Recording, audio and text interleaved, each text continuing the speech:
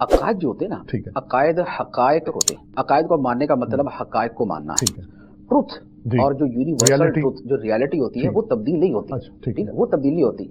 जब हम किसी को इंसान मानते हैं तो अब ये नहीं हो सकता कि हम बोले कि यार 50 साल पहले तो इंसान तो आज नहीं है, ठीक है, ऐसा नहीं होगा। ठीक, रियलिटी और हकीकत जो होती है वो वैसी ही रहती है, वो ठीक, बदलती नहीं। ठीक, ठीक है। अच्छा, अब अकीदे में जो तब्दीली है, मिसाल के तौर पे इस कायनात को खुदा ने बनाया, ठीक, अब इसमें क्या तब्दीली आएगी? ठीक है। ठीक, अल्लाह ताला की एक मखलूक फरिश्ते हैं, इसमें ठीक, क्या तब्दीली आएगी? ठीक, ठीक है। अल्लाह ताला ने फैसला कर दिया कि लोगों ने मरने के बाद उठना है और खुदा की बारगाह में पेश होना है, ये अल्लाह ताला ने हमें खबर दे दी। अब इसके अंदर क्या तब्दीली आएगी कि ये ठीक, वक़ुआ नहीं होगा, ये वाक़या पेश नहीं आएगा। ठीक, अल्लाह ताला ने जन्नत को पैदा किया है, अब जन्नत वजूद में है तो अब उसके अंदर क्या तब्दीली होगी कि गैर मौजूद हो जाएगी। ठीक, तो लिहाजा जो अकायद हैं उनके अंदर तब्दीली यूँ नहीं हो सकती कि वो हकायक होते हैं जो नाकाबिले तब्दील होते हैं, ठीक है, जिनमें तब्दीली नहीं आती और ठीक, ना उनके अंदर जो है वो तब्दीली की कोई सूरत है ठीक, कि जिन जिनके बारे में खुदा ने फरमा दिया अब उसने बतौर हक के वैसे ही वकूफ़ पजीर होना है। ठीक, तो लिहाजा अकायद के अंदर तब्दीली नहीं होती। हाँ, लोगों के मामूलात और मुआमलात के अंदर तब्दीली हो सकती है। वो ये हो सकता है एक ज़माने के अंदर लोग जो है वो कोई और तरह के रसूम व रवाज और कोई और तरह का तरीका इख्तियार करते, बाद में किसी और तरह का तरीका इख्तियार करते। हमारे अपनी आंखों के सामने एक चीज़ आती है कि एक ज़माने में लोग मुशक्क़त के आदी होते हैं, अगले ज़माने के अंदर जाके वो मुशक्क़त के आदी नहीं रहते, तना आसान हो जाती हैं। लेकिन उसकी जो लिमिटेशंस थी वो अल्लाह ताला ने अपने इल्म के मुताबिक वो सारी की सारी जान के उनको स्पेसिफाई कर दिया कि जिस वक्त तक जिस तरह की तब्दीलियाँ इंसानी मिजाजों और मुआशरों और शऊर के अंदर आनी थी, अल्लाह ताला ने उस पीरियड के एतबार से अहकाम अता फरमा दिए। फिर अब आहिस्ता आहिस्ता जब एक और ड्यूरेशन गुजरा और एक और इंसानियत के ऊपर जो है वो दौर गुजर गया, अब उसके एतबार से जो तब्दीलियाँ अल्लाह ताला ने उसके एतबार से अहकाम दे दिए। नबी पाक सल्लल्लाहु ताला अलैहि वसल्लम के ज़माने के बाद अब जो तब्दीलियाँ हैं, उस वक्त जो इंसानी शऊर ने अपने जिस पुख्तगी को पहुंचना था वो उस पुख्तगी को पहुंच गया।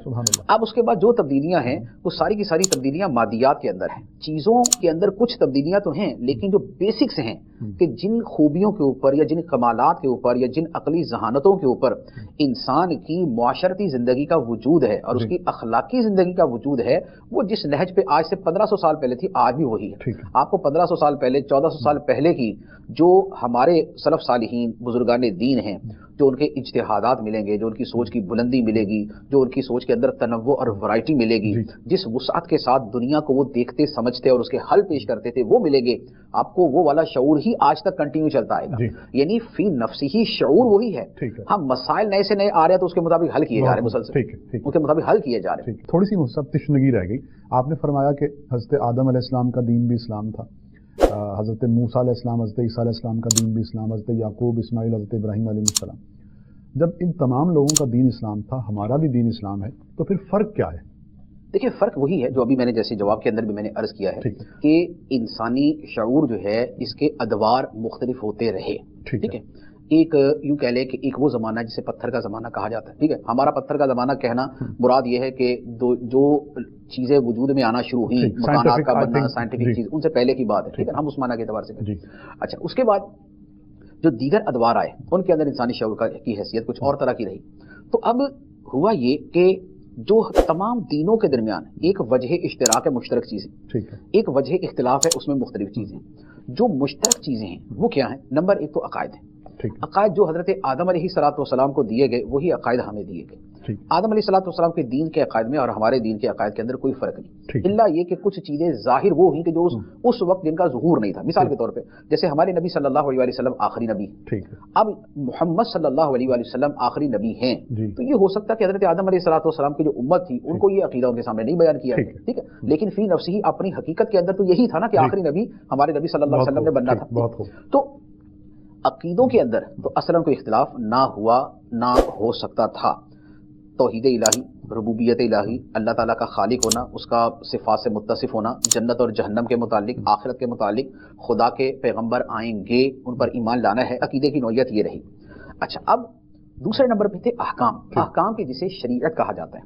शरीयत के हवाले से अल्लाह ताला ने कुरान मजीद के अंदर बड़ा वाज़े तौर पे फरमाया कि लिकुल्लिन जअलना मिनकुम शिरअतन व मिनहाजा, ہم نے تم میں سے ہر ایک کے لیے ایک شریعت اور ایک راستہ بنایا. تو یہ جو ہر ایک کے لیے ایک شریعت بنائی، اس کا مطلب ہے کہ دوسرے کے لیے دوسری شریعت بنائی، تیسرے کے لیے تیسری شریعت بنائی.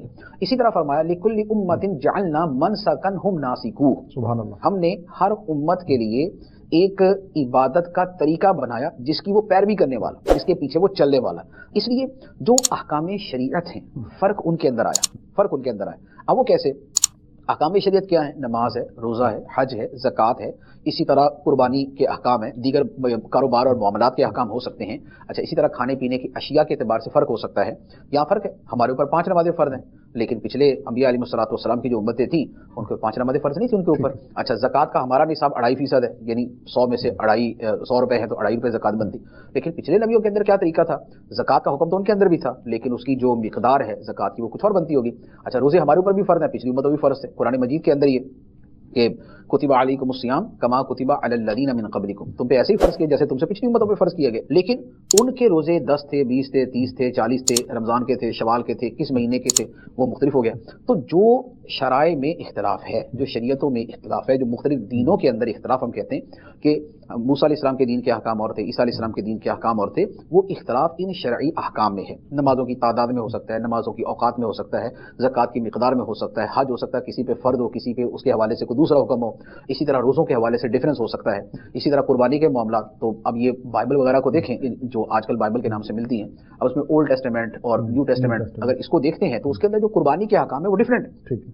قربانی کے احکام، قربانی کرنے والے ربیین کی ذمہ داریاں، اس کے خاندان تھے، ان کے پاس ذمہ داری ہوتی تھی، قربانی کرنے کا طریقہ ہوتا تھا، وہ سارے احکام جدا ہیں. اسی طرح مال غنیمت کے حوالے سے حدیث میں کہ فرق ہوتا تھا. اسی طرح گناہوں کی سزاؤں کے اندر فرق ہوتا تھا. جیسے مثال کے طور پہ رجم ان میں بھی تھا، ہمارے دین کے اندر بھی ہے. ٹھیک ہے، رجم کی سزا جو ہے یہ تورات کے اندر بھی تھی، اور رجم کی سزا جو ہے نا ہمارے دین کے اندر بھی ہے. لیکن اس سے ہٹ کر اور کئی احکام ہیں کہ جو ان کے ہیں ہمارے نہیں، جو ہمارے ہیں وہ ان کے نہیں. تو جو فرق کی صورت ہے، نمبر 1 وہ عقائد میں نہیں، نمبر 2 وہ اخلاقیات میں نہیں. حسن اخلاق کا حکم ہمیشہ سے ہے، سچ بولنا اور حسن اخلاق سے پیش آنا، عفو درگزر سے کام لینا اور ماں باپ کی خدمت کرنا، یہ وہ احکام ہے جو ہمیشہ سے چلتے آئے. دھیروں سے نکالے یہ پھیلائے اجالے یہ کھولے بند آنکھوں کو گرتوں کو سنبھالے یہ